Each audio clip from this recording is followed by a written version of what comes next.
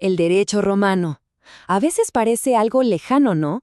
Pero sentó las bases de casi todos nuestros sistemas jurídicos.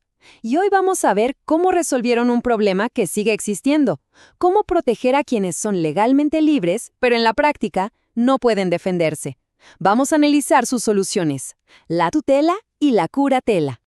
Esta es la pregunta del millón, la que los juristas romanos se hicieron. Ojo, no hablamos de esclavos o de personas bajo la autoridad de un padre. Hablamos de ciudadanos con plenos derechos que por una u otra razón no podían ejercerlos de forma segura. Un verdadero rompecabezas jurídico. Para entender cómo lo resolvieron, primero hay que tener clarísimo el concepto de sui iuris. Ser sui iuris significaba, básicamente, ser el centro de tu propio universo legal. No le respondías a un pater familias, podías tener tu propio patrimonio y actuar en el mundo del derecho por cuenta propia.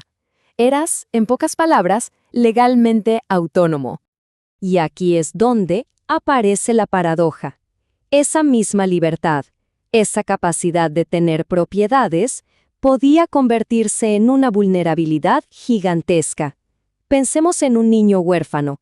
Él era sui iuris, dueño de todo. Pero, ¿cómo iba a defender ese patrimonio? Se creaba un vacío que el derecho tenía que llenar, y con urgencia.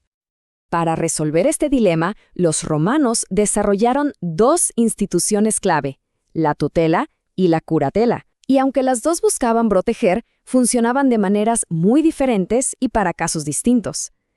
La tutela era, digamos, la estructura principal, la más rígida, mientras que la curatela era como una herramienta más específica, más adaptable.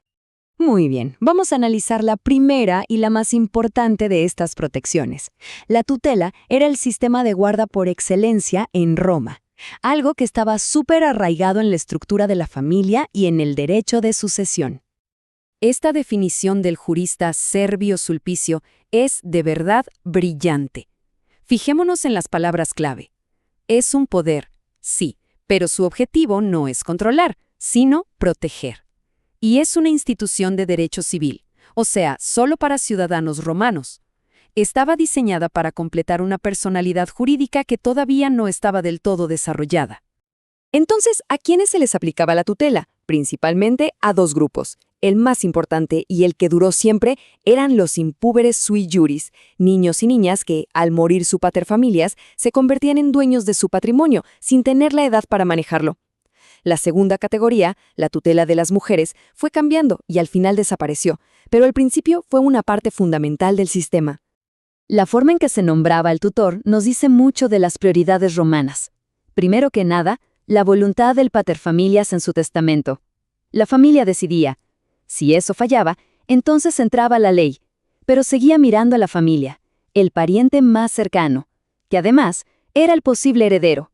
Y solo como último recurso, cuando ya no había de otra, intervenía el Estado a través de un magistrado.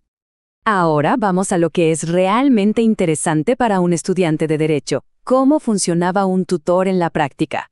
Porque no era simplemente un cuidador. Tenía dos poderes jurídicos muy específicos que definían toda su función.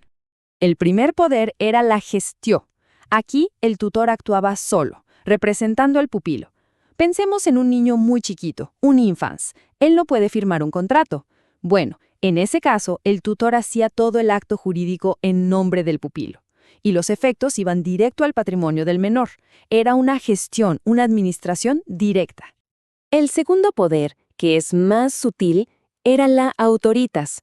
Aquí el tutor no actúa por el pupilo, sino con él.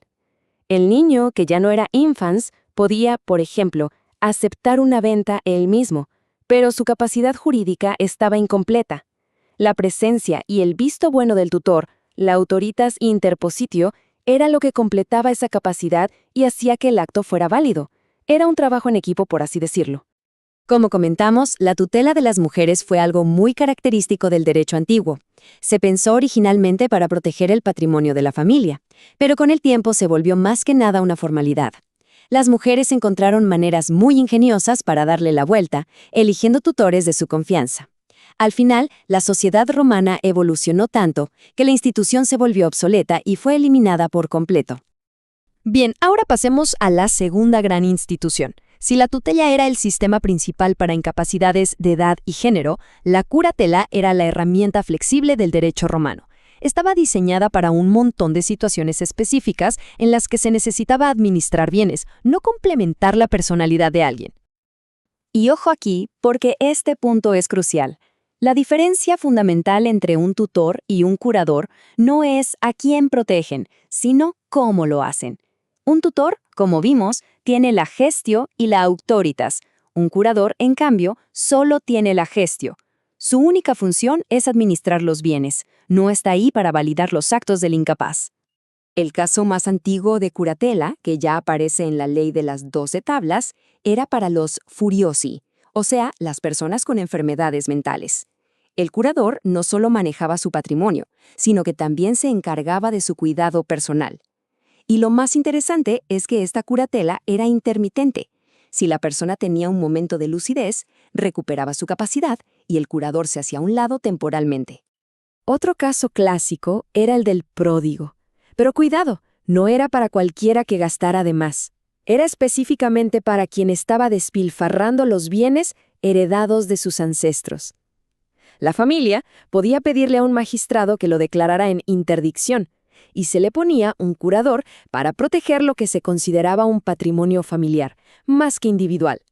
Y por último, la curatela se extendió a los mayores de edad pero menores de 25. A ver, al llegar a la pubertad, un joven ya era legalmente capaz, pero los romanos se dieron cuenta de que la falta de experiencia podía ser muy peligrosa. Así que un menor de 25 podía pedir un curador, no porque fuera incapaz, sino para tener un asesor y para que las otras personas tuvieran la confianza de hacer negocios con él. Al final, cuando analizamos todos estos sistemas, queda muy claro que no estamos viendo simples curiosidades de la historia. Estamos viendo, literalmente, el plano sobre el cual se construyeron siglos y siglos de derecho de familia y de protección a incapaces. El legado de Roma en este tema se basa en principios súper sólidos. Primero, un enfoque muy práctico en la protección del patrimonio. Segundo, la familia siempre era lo más importante, por encima del Estado. Tercero, un intento muy notable de equilibrar la protección de la persona sin anular su personalidad jurídica. Y por último, esa capacidad de adaptarse, creando la curatela para llenar los huecos que la tutela no podía cubrir.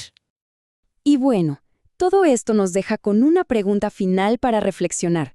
Cuando vemos nuestras leyes de tutela para menores o los sistemas de apoyo y curadurías para adultos, vemos ecos directos de Roma. La distinción entre administrar por alguien y asistir a alguien sigue vivita y coleando. Así que la pregunta queda en el aire. ¿Realmente hemos superado el modelo romano o simplemente le hemos puesto nombres nuevos a su genialidad jurídica?